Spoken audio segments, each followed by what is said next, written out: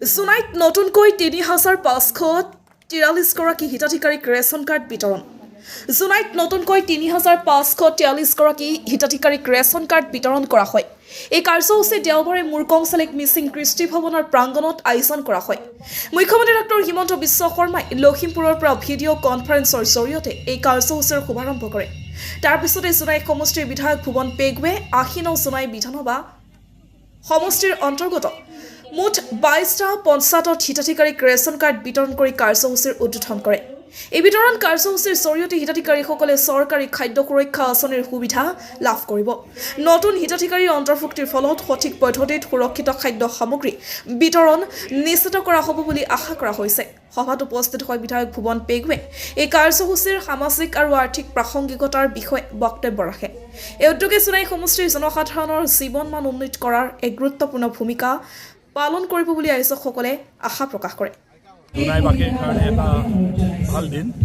আজি ৩৫০০০তকৈও অধিক পৰিয়ালে নতুনকৈ ৰেচন কাৰ্ড পাব আৰু ১২,৫০০তকৈও অধিক হিতাধিকাৰীয়ে ৫ কেজিকৈ মাহত চাউল এডিশ্যনেল পাব। এতিয়া এটা হিচাপ কৰিলোঁ আমি জুনাই সমষ্টিত ৬৫,০০০ পৰিয়ালে চাবলৈ গ'লে চব যোগ কৰিলে আমাৰ ৰেচন কাৰ্ড এতিয়া নতুনকৈ সংযোজন কৰাই গোটেইখিনি চাবলৈ গ'লে পাব। আৰু ৬৫,০০০ পৰিয়ালে যদি চাওঁ আমি ২ লাখতকৈ অধিক আমাৰ মানুহে ৫ কেজিকৈ মাহে মাহে চাউলটো পাব। কিন্তু আজি এটা বস্তু সুন্দৰ এটা বিষয় মুখ্যমন্ত্ৰী ডাঙৰীয়ে অৱগত কৰিছে। ৰেচন কাৰ্ড থকা মানে ইনকম প্ৰুফ চাৰ্টিফিকেট এতিয়াৰ পৰা আৰু য'তে ত'তে হাবাথুৰি খাব নালাগে বিচাৰিবলৈ। ইনকম প্ৰুফ চাৰ্টিফিকেট ১ নম্বৰ কথা। তাৰপিছত ২ নম্বৰ কথা আপোনাৰ অৰুণোদয়টো পাবই ৰেচন কাৰ্ড থকাসকলে। ৩ নম্বৰ কথা হ'ল কি আপোনাৰ আয়ুষ্মান ভাৰত কাৰ্ডটোৰ কাৰণেও ৰেচন কাৰ্ড লাগে। সেইকাৰণেও এতিয়া ৰেচন কাৰ্ড চবৰে হৈ গ'লে আয়ুষ্মান ভাৰত কানেক্ট হৈ যাব।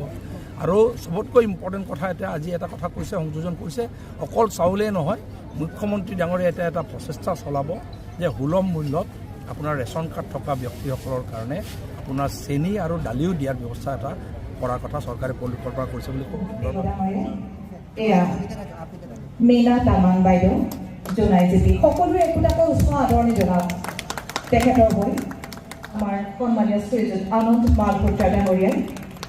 এই আমাৰ চিৰপৰিচিত আনন্দ আমাৰ সন্মুখত আমলা প্ৰভা দলে আমাৰ ৰূপা তামাং বাইদেউ এয়া সন্মানটি আগবঢ়াইছে। এই আমলা গামোচাত ভাগৱতখন বৈ উলিয়াইছে। তাৰোপৰি অসম সাহিত্য সভাৰ সভাপতিসকলক তাঁতশালত বৈ উলিয়াইছে। তেখেতৰ সৃষ্টিৰাজি শংকৰদেৱ কলাক্ষেত্ৰত ৰাখিবৰ বাবে এতিয়া যো জা চলাই থকা হৈছে। এয়া আমাৰ জিনুচুকীয়া বাইদেউ আমাৰ ভুৱন পেগু ডাঙৰীয়াই এয়া আগবঢ়াইছে ৰেচন কাৰ্ড। আমাৰ সন্মানীয়